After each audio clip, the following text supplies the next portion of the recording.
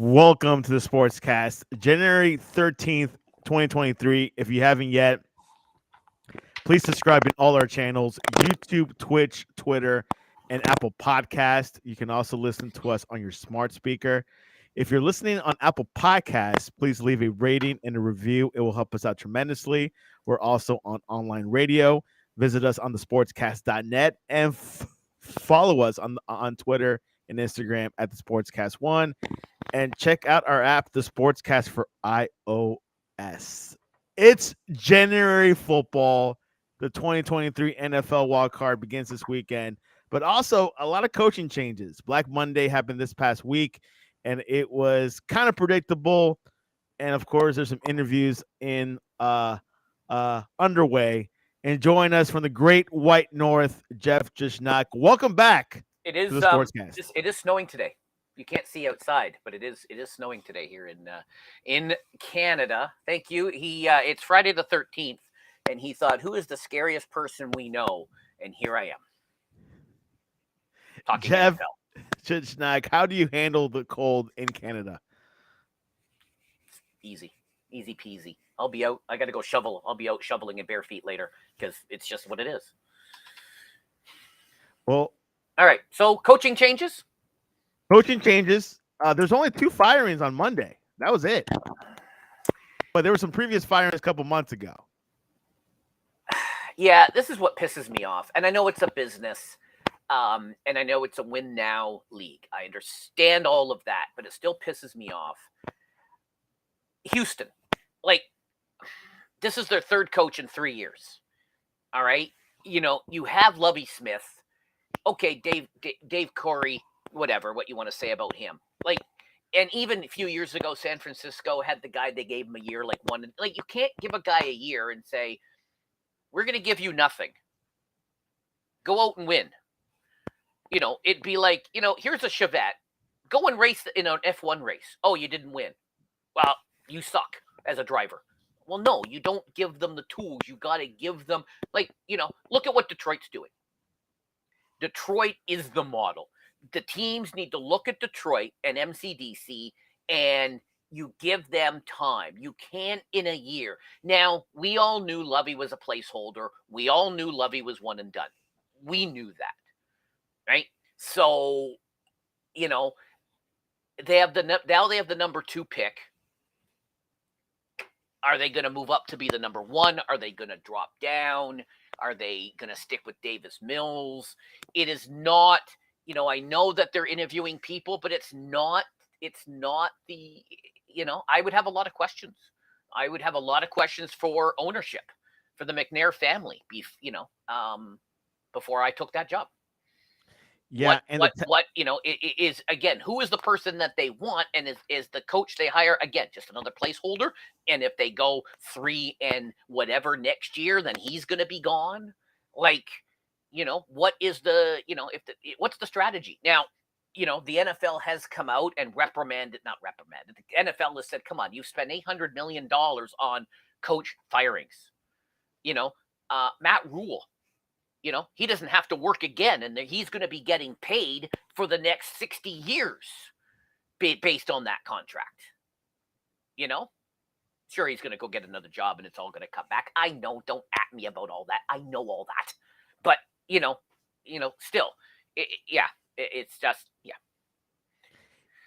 So for the Texans, they have granted permission or gotten permission to interview these folks. Let me read them out to you. You may not know them. You may know them. Thomas Brown, he is a tight ends coach for the Rams. Interview requested. Erjo Evero, defensive coordinator from the Broncos. He got permission to interview with the Texans. Jonathan Gannon, he's a defensive coordinator from the Eagles. Ben Johnson, offensive coordinator from the Detroit. Mike Kafka, offensive coordinator from the Giants. So Vic might be, of course, thinking about that. Sean Payton, he's in everyone's interview appointments. He is the former head coach of the Saints. DeMeco Ryans, defensive coordinator for the Niners, and Shane Steichen, offensive coordinator for the Eagles. you think about this list? Obviously, Sean Payton is the big one from this list. So here's my issue with Sean Payton, because I have a lot of Cowboy haters that go, "You're gonna hire Sean Payton," and I'm like, but we have a coach who won a Super Bowl over a decade ago with a future Hall of Famer. Why if he is so great, why did he only have one Super Bowl a decade ago or more with a future Hall of Famer when many years they didn't make the playoffs? So can someone answer me that question? This is an open question to the millions of people who watch this network. Answer me that question. Why, when he had a future Hall of Famer, there were many years the Saints did not make the playoffs, and they only got one Super Bowl 50,000 years ago? That's a great question. But is Sean Payton better than Mike McCarthy? In terms of is Coke better than Pepsi? Can Sean Payton lead the Cowboys to the next level? A cowboy hater of mine, said you should hire Sean Payton, and I ran the numbers. And if you look at Mike McCarthy and you look at Sean Payton, their stats are more or less the same. He goes, "Oh, Sean Payton's got a better winning percentage and this, that, and the other." And I ran the numbers, and I'm like, dude, yeah, if you go to 4 decimal places, sure. Otherwise the numbers are more or less. So what do you mean? Like, okay, if he's so much better, how come the Saints weren't in the playoffs every year? Why weren't they in the AFC Championship game every year? So better how? Better what? A big debate, of course. Right. So yes, now my other issue is not all coordinators can be head coaches. Now, sure, you're going to argue, well, you're not going to know if a coordinator makes a good head coach unless they give him a try. Okay, fair enough. But, the Raiders, you saw what that clown did, no offense, in Denver. He's a better coordinator than a head coach. Why make him a head coach? Unless you're I don't know. So not, lots of coordinators are getting interviews. Okay, this tight end coach. Yeah, great tight end coach. Great. Will he make an OC? Yeah, probably. Would he make a good offensive coordinator? Well, we'll see. But throwing him from a tight end coach, interviewing for your head coaching position? Big question marks, and I agree as well. Like, and I know you want a big, sometimes you want a Sean Payton, or you want a whomever because you want a big name to John Harbaugh. He's too busy buying $4 burgers and getting sanctioned by the NCAA over that. That's a whole nother discussion. That's a whole nother show. I'm sure you guys on the Wednesday show, you guys talked about that at length. So. Anyways, yes, I think they have to prove themselves. Everyone's looking at the Sean McVays who just kind of came up, and oh, look, he took them to the Super Bowl twice, and oh, look, they won it once, and everybody wants that young whippersnapper. But Lovey's a good coach. I think if you had given him some time, look at MCDC in Detroit. They're giving him what time they need. Winning record this year. Did they make the playoffs? No. Should they have made the playoffs? Yes. Would they have done a better job in the playoffs than Seattle will? You could argue that. So I think they have, but they're in a win now. If you don't win now, okay, we got to get rid of the coach or the GM. I know it's a business. I know it's a win now league. I understand all of that, but you're not helping yourself, Carolina, by getting rid of Matt Rule and still paying him boatloads of money. And now you're just going to be cycling through coaches until you find what you want. Now for the Texans, the firing of Lovie Smith, that does leave them with the number 2 pick in the NFL draft. So whoever is going to fill that role will have an opportunity to start over, perhaps a quarterback, right, Jeff? Yeah, it's going to be interesting to see. I've got some draft. I've got my first mock draft will be coming out shortly. based on the teams now in their final positions as of the end of the season, not counting like it's going to count like where they are now, not where they will be at the end of the. Obviously, whoever wins the Super Bowl would get picked number 32, but right. So if Seattle, they're at whatever 18 or 19 now. If they win the Super Bowl, they would be 32. Not counting that end of year seeding. Does Chicago go quarterback? Does Chicago, Carolina? And it's just going to go with that. It's not going to take into account what could happen. Carolina's got a bunch of picks. I could see them moving up, and if they try to move up to get a quarterback, what does then Houston want to do? So there's going to be a lot of moving parts in this off season around that. But assuming everything stays the same, if we just let's just take everything the same. Obviously, Chicago will probably go Carter or there's a couple other people they could go with on the D line, and then that would leave quarterback for Houston. If you're, and again, if you got a new coach coming in, he's going to probably want to pick his quarterback and live and die by that guy, whoever that might be, whether it's Young or CJ or whomever. Another coach that got fired was Arizona Cardinals Cliff Kingsbury.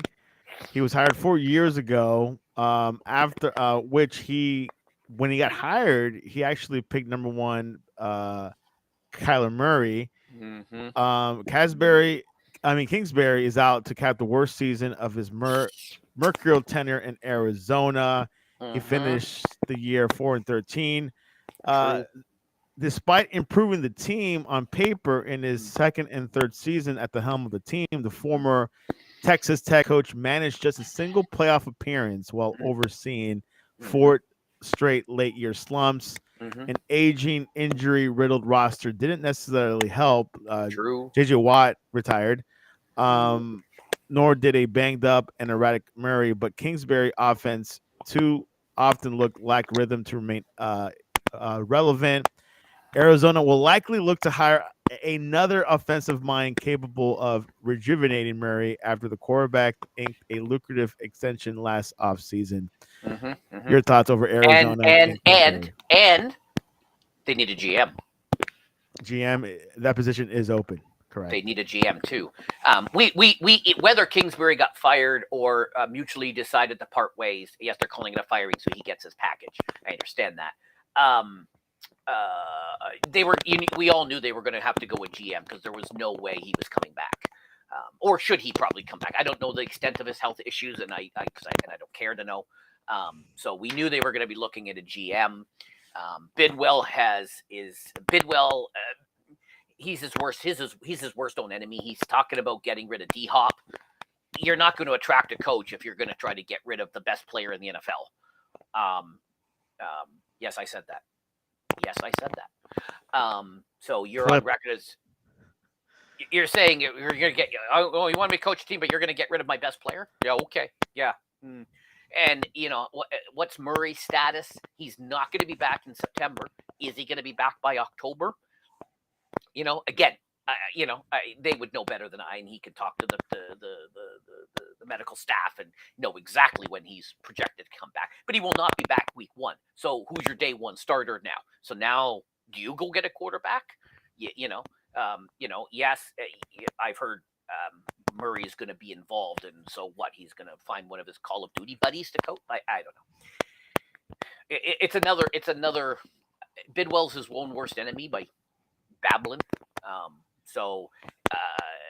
I think they're going to end up going GM and then let the GM help pick his coach. But I think they need a guy. I think they need someone who can do both GM and have some decisions at the personnel level. That's what I think. Here are the candidates so far for the Cardinals. Brian Flores interview has been requested. He's currently a linebacker coach for the Steelers. Vance Joseph, he's a defensive coordinator for the Cardinals. And, of course, Sean Payton. He's in pretty much in everyone's list to interview. Mhm. Jeff, your thoughts over these candidates so far? Things could be added here. Well, again, they're all good. They're all proven. I think they all could do well. If you want an offensive-minded guy, I'm not sure the first two are those kind of guys. Um, my comments around Sean Payton still stands. Again, some of it depends on who they bring in as GM and what is the vision the GM has for the team.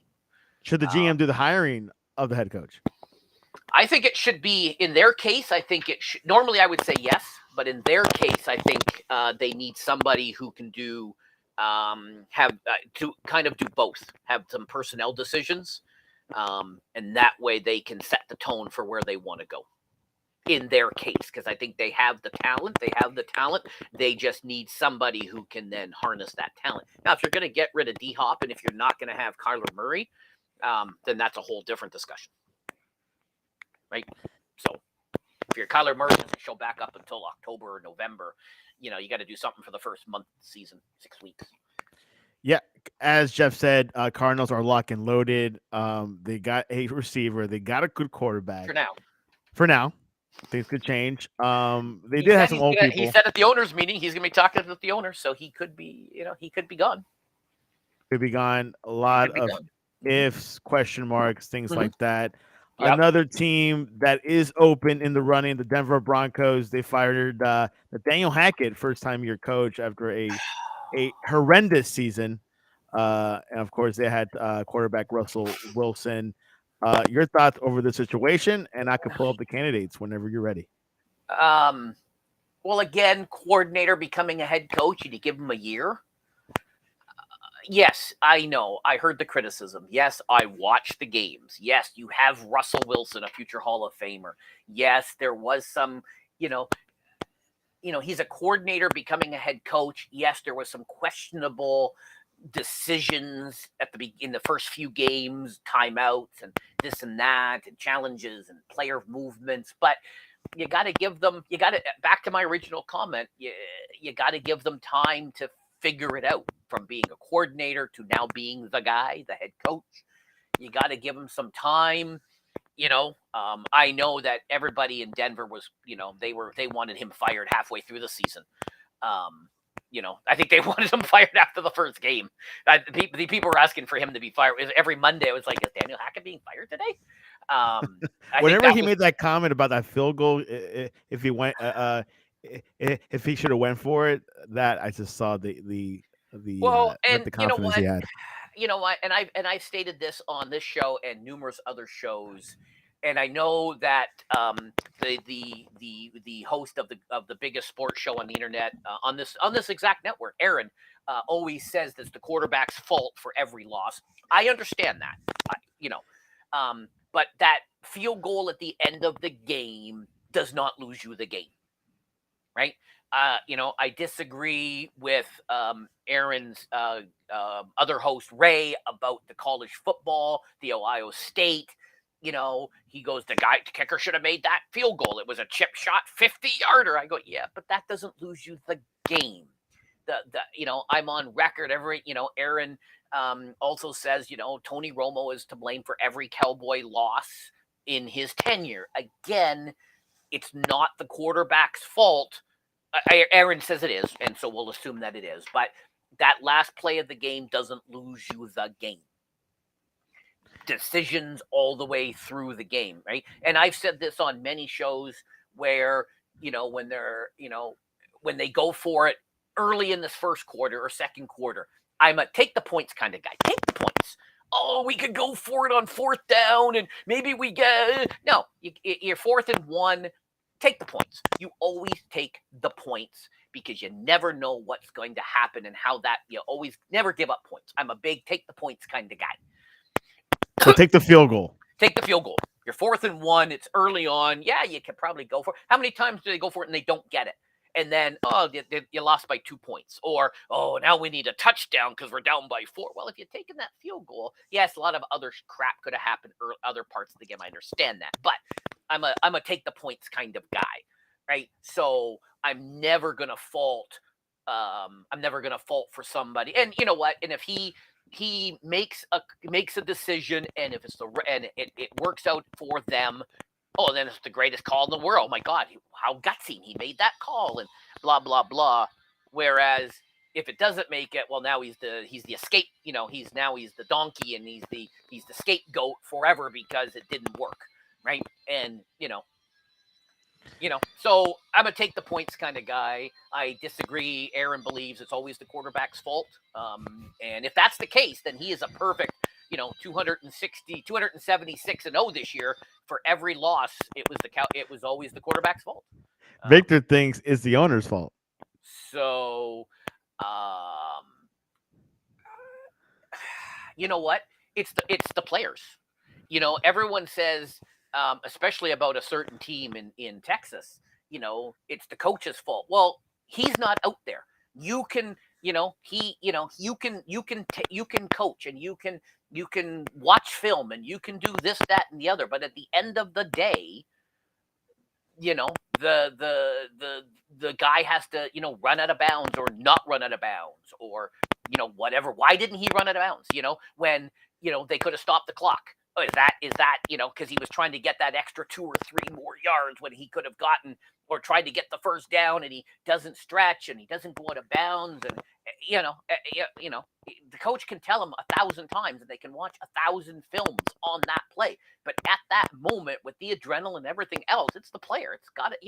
Everyone blames the coach. Everyone blames the GM. Everyone blames other people, but at the end of the day, it's the players on the field reacting at that particular moment. Just saying. All right, and here are the Broncos candidates for the job. Jim Caldwell, former coach of Detroit. Ariel Evero, defensive coordinator for the Broncos. He's also in other teams' lists as well. Jim Harbaugh, head coach of Michigan. I think he was one of the first candidates, him and Sean Payton, to be rumored. Raheem Morris, defensive coordinator for the Rams. Dan Quinn, defensive coordinator of your Cowboys. Mm-hmm. Frank Reich, former head coach of the Colts, is also mentioned, rumored. DeMeco Ryans, defensive coordinator for the 49ers. Sean Payton, all the list. He's including this one. And, of course, David Shaw, former head coach of Stanford. Your thoughts on this list so far? I don't think Jim's going to come back. I think he's going to stay at Michigan. That's my opinion. I think he's staying at Michigan. Yes, I know there's the whole the investigation because he bought a kid a $4 freaking burger. I understand that, so don't yell at me and I know all that. I think he's going to stay in Michigan. I think Frank Wright did a great job in Indy. I'd like to see him back again. I think he did that. Sean Payton is going to do whatever Sean Payton wants to do, and I think we're still going to be talking about, oh, he had a Hall of Fame quarterback and another Hall of Fame quarterback, and he didn't do it. So I don't know. David Shaw is the one that intrigues me because I see you bolded that. Because when I heard he was retiring from Stanford, I went, oh, so he wants to jump to the NFL. Yeah, all right. Okay. All right. I see you. I actually thought he would do TV for a year because the NFL always has him for their draft coverage on day one. He's always out there. So I thought he would do draft TV. And maybe he will. Maybe he'll do some draft stuff if he doesn't get a job. But I thought he would do TV for a year, make a run of the draft shows, because obviously he knows college kids and college football. So I thought he would do that. And then, figure out where he wants to go in terms of the NFL. Kind of like Mike McCarthy did during his year off, is he spent the time just researching and studying the game and studying that. It's a different game. David Shaw's a smart man, well respected. So I could see him. That's what I would like to see him do. Do some TV, study the game. Make sure you understand, hook yourself up with somebody with some experience and understand, then hit the ground running next year. When you've got a system, you've got stuff in place, and you've understood the difference between the two, college and obviously the NFL. One name you have not mentioned, the elephant in the room, Dan Quinn, currently the defensive coordinator of the Cowboys. Yeah, former head coach of He's been Atlanta. rumored and Former head coach of Atlanta. He took Atlanta to a Super Bowl. Again, quarterback's fault as to why they didn't win. Keeping Aaron's perfect streak of always being the quarterback's fault intact. He's a great coach. He is a great coach. He's proven at the coordinator level and at the head coach level. It just depends on what way the Broncos want to go. I think they would better be best served having somebody more offensively who can take Russell's talents and go from there. There you go. Dan Quinn. I believe Jeff is saying he wants him to stay in Dallas. The other name that I'd like to see more of is Eric Bieniemy of the Chiefs. He's been interviewed already. I mean, he's been interviewed. My my sports producer Jeffrey and I have talked about that. We think that he is not going to take any job and that he is just there waiting for to take the Chiefs job when it becomes available, which it probably will in a few years. That will make a lot of sense for him. Right? Just stay there. System. Just stay there. No need to jump into a mess somewhere because whatever any of these teams, obviously they're a mess. There is not one of these that is not a mess. And stay where he is, win another Super Bowl or two, hang out with Pat, make TikToks with Jackson, wait for his spot and become the head coach there. That's I think his better move than jumping into one of these. It serves them no purpose because he's going to end up getting fired not because of him but because of every other circumstance that we've discussed. And finally, the Indianapolis Colts, who had Frank Reich fired and Jeff Saturday as the interim coach. Here are some candidates that have been mentioned and rumored to be Eric Bieniemy, of course, as Jeff mentioned, Eric Ejiro Evero, which is in several lists from the Broncos, Aaron Glenn, defensive coordinator of the Lions, Jim Harbaugh, of course, Ben Johnson, defensive coordinator for the Lions, Raheem Morris, Rams, Jeff Saturday, maybe getting that permanent position. Not sure about that. Shane Steichen, offensive coordinator for the Eagles, and Bubba Ventrone, special coordinators for the Colts. Your thoughts on this list? This Colts team is special. They do have Jonathan, good running back. They do. They do. What is their thought? They got a good draft pick. They got a good draft spot. Would they move up to take a quarterback? What are they going to do at the quarterback position? That would be the key is what does the ownership and what do they want to do regarding moving up, moving down, figuring out the quarterback situation, because that's been their Achilles heel. They had a guy for a number of years that was quite good. Believe his name was I think it was a Manning. So they had a guy that was really good, and since he left, they've not really had a guy. So they have to figure that out, and who is the best to take them there? I don't know. If Steve Wilkes doesn't get the Carolina job, which he should, then I think Indianapolis should scoop him right up. You mentioned a Manning. Maybe Peyton Manning is coach, or you just you need to have he used to be he ever since he left, they have not had a stability at the quarterback position. Right, but do you think Peyton Manning could be a head coach in the future and maybe one day at Indianapolis again? No. I think he's good where he's at doing Monday Night Football with his brother Eli. Ugh, I hate that show. Okay. Very popular here. Yeah, All right. I understand. I hate Eli. I hate Ellie more than I hate him. Him I can tolerate, I guess. Yeah, I think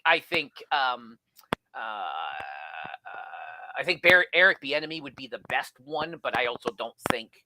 I think he's testing the waters. I think he's doing some interviews, but I don't see him leaving the Chiefs. There's no value in him leaving the Chiefs, and I think he just bides his time and just waits for the chance to be their head coach, which he would be the unanimous pick, I think, to be the head coach. And of course, he'll probably have Mahomes around that time comes. So not a bad thing. You would think. Yeah, you would think. You would think. He's got a 40-year contract. He's probably going to play until he's 45 or something. There's another guy that plays that wants to play that's literally like 50 or 60. Mind you, he lost that guy also lost $650 million in the FTX. So I think he's got to play for at least another 10 years to try to make up some of those losses. To recoup. To recoup his losses from FTX, but that's a different show. That's a whole and his divorce. And the divorce. Yeah. Well, he may go play in Las Vegas. Although he's not going to have a running back or wide receiver to throw to. Or Miami. I've been hearing. I said that. There would not be a running back or wide receiver in Vegas next year. I have said that. Okay. I have said that. Any other coaches? There's one team we have not covered is the Carolina Panthers. They have to hire Steve Wilkes.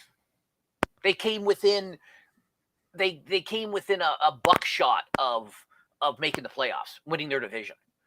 Okay, yes, you can argue it's a crappy division. Sure, but they like give Winnable him the division. job. Like, huh? Winnable division. Yeah. Like, yeah, just give him the job. Like what he did? Like, hello.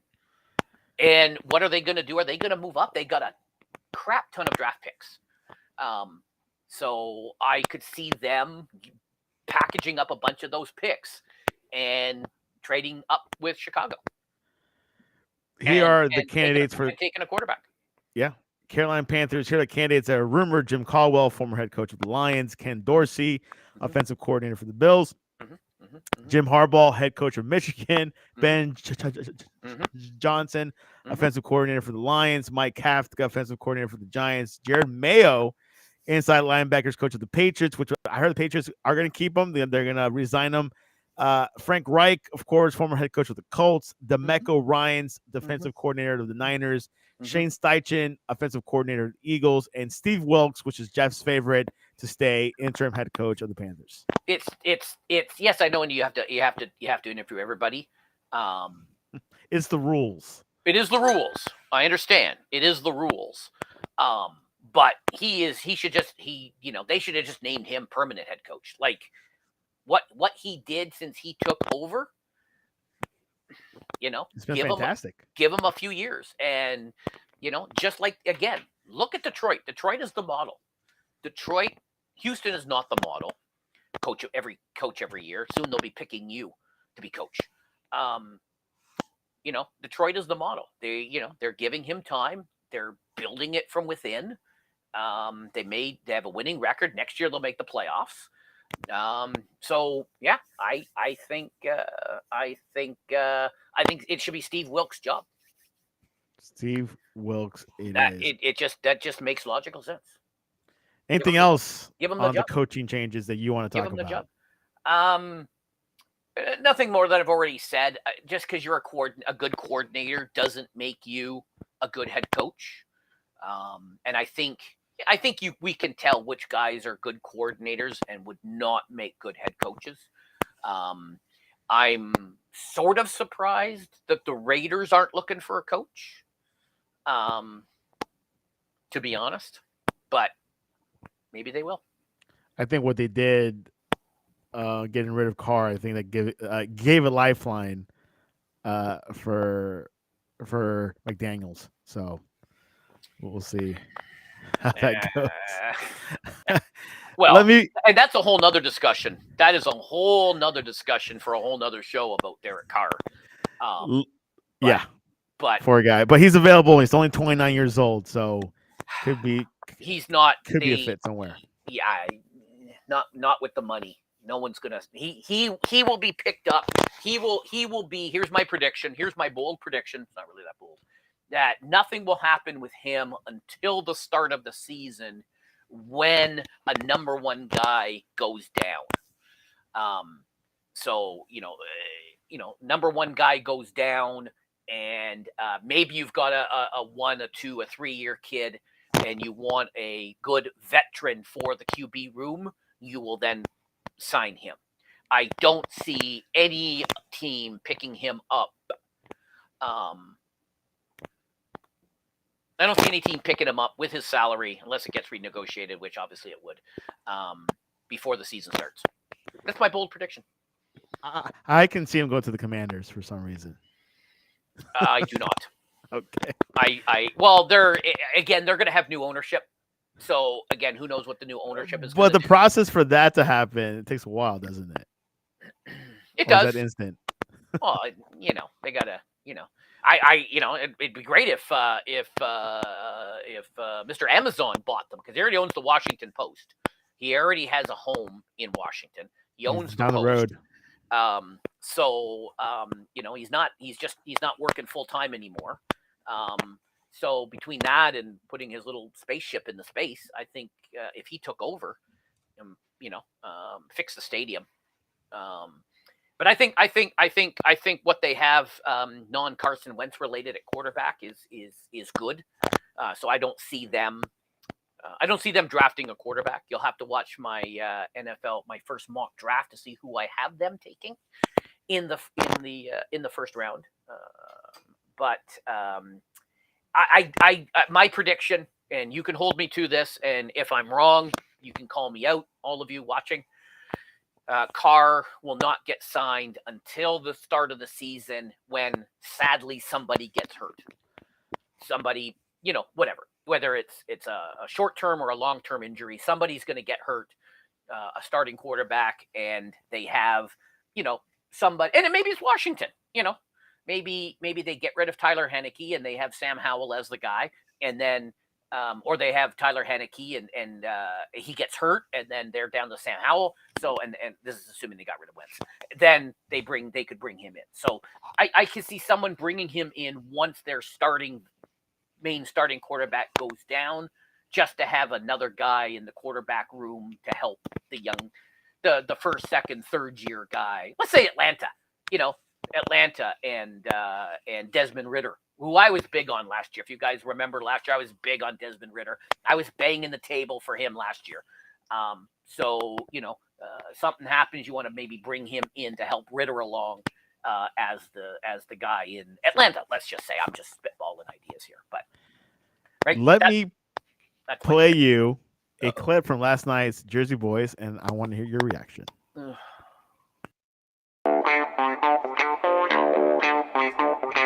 Jerry Jones puts himself in at certain situations when he shouldn't, but he doesn't do it during the entire game, right? I'm hoping you guys are right. I just think McCarthy he's just coached bad. His clock management is bad.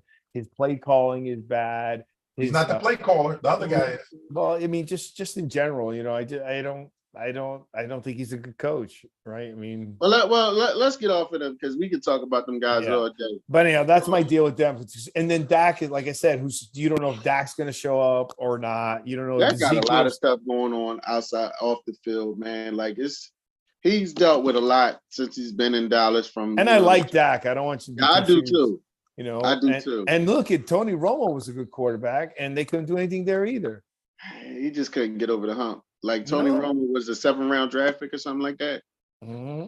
And he came out of nowhere with Bill Parcells. He kind of put his foot to his tail, and then he challenged him. That Tony Romo, he did what he could do with what he had. That's all the firepower he had. He put up numbers. Tony Romo put up some big numbers.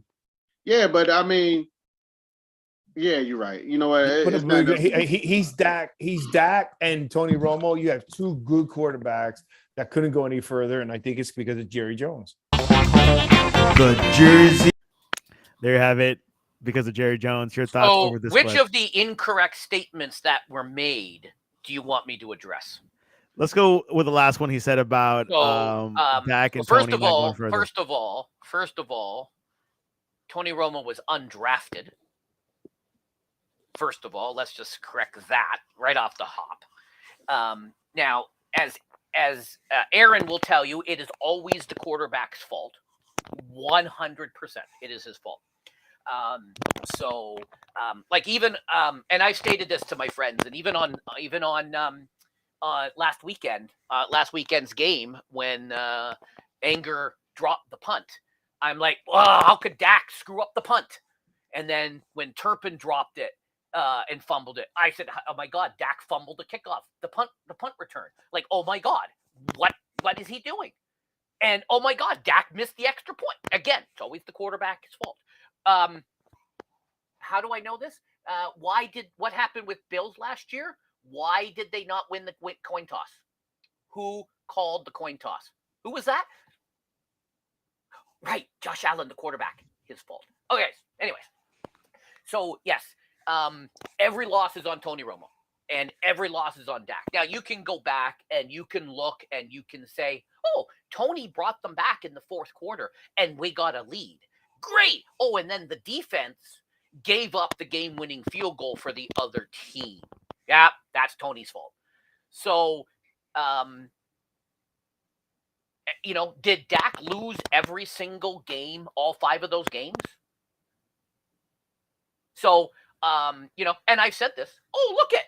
They gave up a deep pass. Well, why didn't Dak stop that deep pass? Like, oh my God, it's Dak's fault. So, yes, it's a quarterback league. He is the quarterback of the Dallas Cowboys. You guys are blaming Jerry. Is Jerry out there? Did Jerry muff the punt? Did Jerry muff the other punt on both ends? Was that Jerry out there? Yes or no question. Answer me.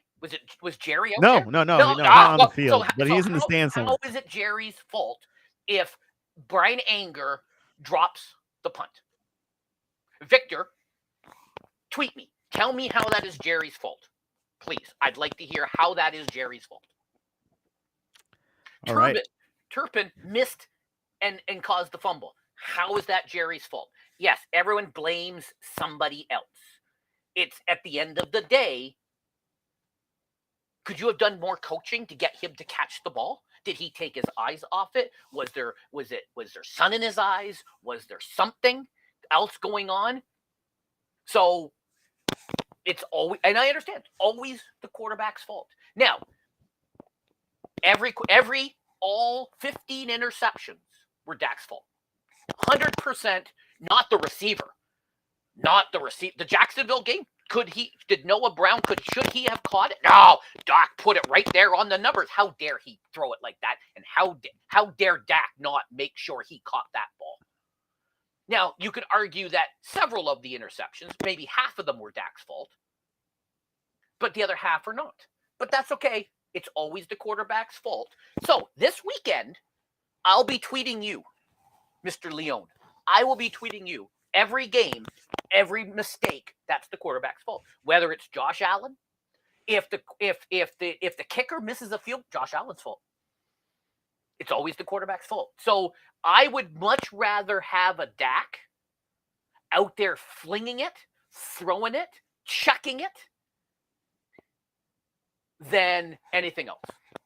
And I'll stand by that. And if we lose the game on Monday night and Dak's out there flinging the ball and, doing whatever.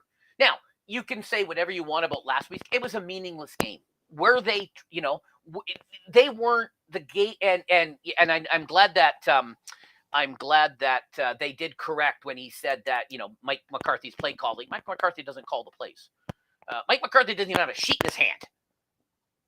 So, and sure, the head coach, if head coach is the one that's going to get fired after 1 year, Lovie Smith, because did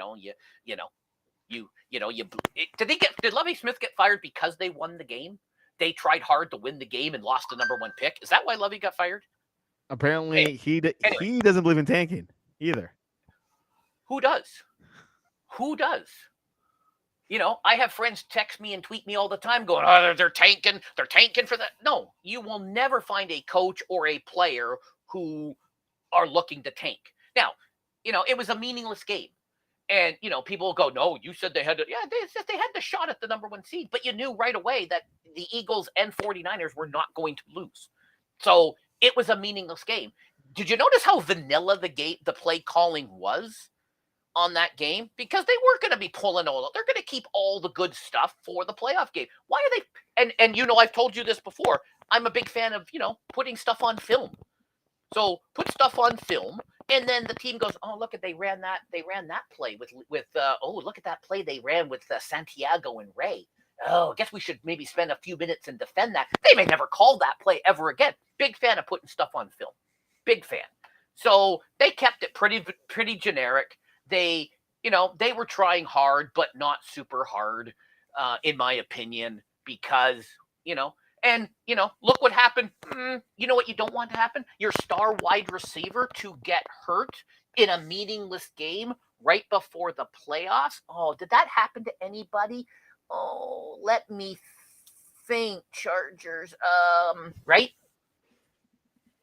So, but sure. It's always Tony Romo's fault. It's always Dak's fault. And when I say it's, and when I agree with Aaron that it's always the quarterback's fault, I go back to Josh Allen last year. What did he do? He left 13 seconds on the clock. Why did he leave some? If he had ran it down to 8 seconds, would Mahomes had enough time to come back and score, and get that? No, maybe, and tie the game.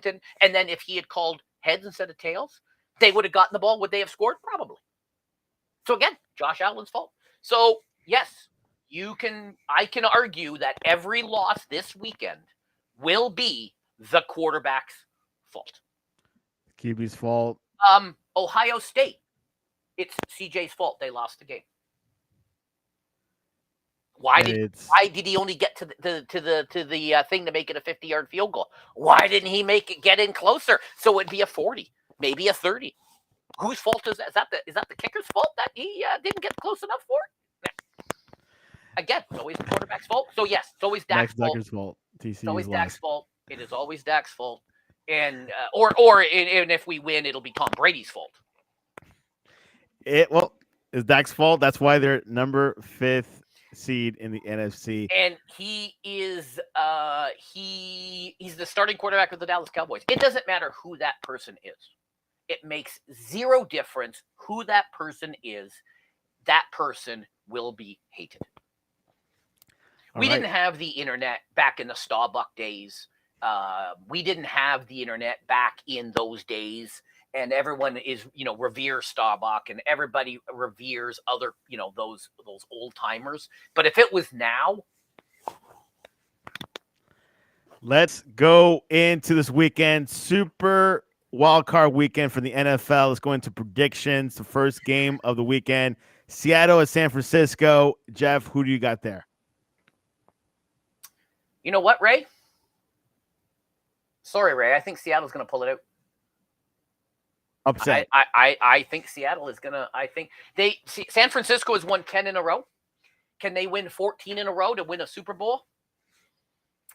I think, and then with the weather, how's the weather going to affect everything? I believe that there's a bit of rain out there in California. Somebody fact check me on that.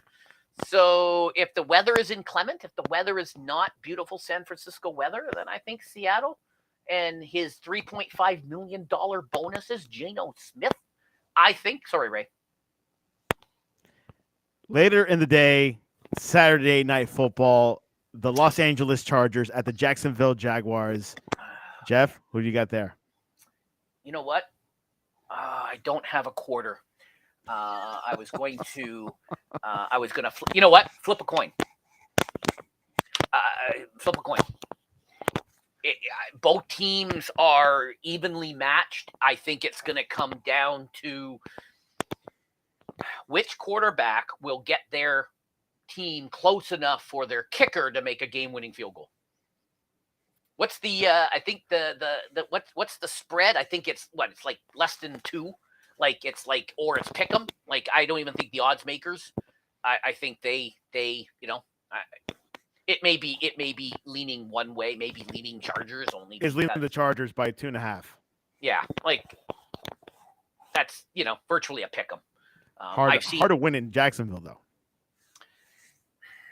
again, which quarterback gets them to the close enough for the kicker to make it, he's not kicking a 65-yard field goal to win it. Which quarterback is going to get them close enough near the end of the game? Because I think otherwise, now let's see what happens with their wide receiver situation in the Chargers. Let's see what happens there. Let's keep an eye on that. Sunday, AFC East showdown, Miami at Buffalo. Skylar Thompson is starting. Tua will not be playing. Who do you got that matchup? The whole DeMar Hamlin. It's going to be it's going to be the Bills. Favored by 13. Yeah. 13. So next Sunday night, no, Saturday late afternoon, New York Giants at the Minnesota Vikings. The Vikings beat the Giants by 3 points a couple of weeks ago. Your thoughts on that matchup? I can't pick that other team out of New Jersey. I am incapable of picking that team. Kirk Cousins moves to the divisional playoffs. Baltimore at Cincinnati. Lamar Jackson will not be playing in this game. Tyler Huntley is. Bengals, Burrow ready. Who do you got in Cincy? Don't forget, folks, the defending – where am I? Way over here. The defending AFC champion are the Bengals. So don't forget that. Everybody forgets that. They are the defending AFC champions. And Cincinnati is favored by 8.5 points. And the granddaddy of it all. No Lamar. No Lamar. Big factor there. Monday Night Football, the granddaddy of it all. Dallas Cowboys at the Tampa Bay Buccaneers. Tampa has won the last 2 meetings in Tampa against Dallas. Is that a factor? Jeff, who do you got for that matchup? You're not going to mention Tom is 7-0 against the Cowboys? That too. You're not going to mention that? Off that stat. You're not going to mention that? I did not know that until right now. You did not know that? Yeah. I guess I got to send you more tweets than I already do. But I don't send you many NFL tweets anymore. I only send you other real sports. College, some college swimming, don't you? I like all sports. There's no limit to I have 4 TVs behind me. There's a lot of sports on these TVs. 1 a.m. sailing. 1 a.m. Eastern. 1 a.m. Eastern sailing. I'll be expecting you. I'll be live tweeting it with you, Santiago. So this game is going to come down to the referees. Micah's going to look at Tom, and they're going to go, well, that's roughing the passer because you looked at him the wrong way. That's roughing the passer. And they're going to give Tom, and they're going to kick a field goal to win it. Cowboys, I want the Cowboys to win. I'm picking the Cowboys to win, but it's going to come down to the referees. They're going to do something stupid, and they're going, Micah's going to just look at Tom, and they're going to be like, roughing the passer. Because if you just look at Tom, you get flagged. So as long as Cleat is not calling the game, then I think we should be good. But it's going to come down to the referees getting Tom. The NFL wants Tom in the Super Bowl. I'm stating it now. The NFL wants Tom in the Super Bowl. They want a Tom rematch against Patrick. And can I say how I don't like if it's a Bills Kansas City AFC Championship game? I don't like the location they picked. Atlanta. That is the location, the neutral location because of the Hamlin situation. Should have done it. Played at the Mercedes-Benz Stadium in Atlanta, Georgia. Green Bay. They should have picked it in Green Bay.